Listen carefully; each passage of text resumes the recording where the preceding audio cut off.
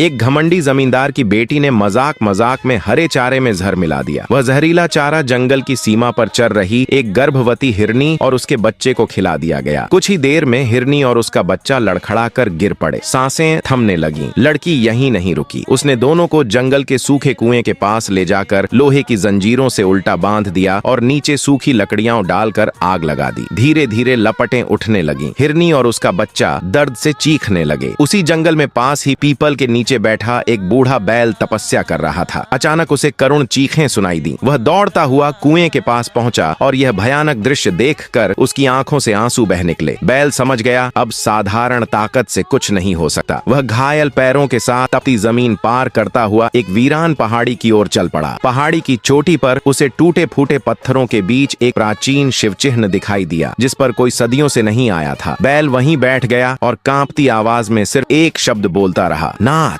अचानक आकाश गूंज उठा, बिजली कड़की और अगले ही पल महादेव प्रकट हुए, पर इस बार शांत नहीं, रुद्र रूप में। बैल कुछ कहता उससे पहले ही महादेव सब समझ चुके थे। वे सीधे कुएं के पास पहुंचे, अपनी त्रिशूल की नोक जमीन पर रखी और जमीन फट गई। आग बुझ गई, जंजीरें पिघल गईं। हिरनी और उसका बच्चा सुरक्षित जमीन पर गिर पड़े। उनकी सांसें लौटीं, आंखों में फिर से जीवन चमक उठा। लेकिन कहानी यहीं खत्म नहीं हुई। अगले दिन उसी जमींदार के घर में अचानक आग लग गई। किसी ने नहीं देखी, लेकिन गांव वालों ने कहा उस रात किसी ने नीली जटाओं वाली परछाई देखी थी। और अफसोस, इतनी बड़ी आज तक किसी ने इस कहानी पर लाइक या सब्सक्राइब नहीं किया।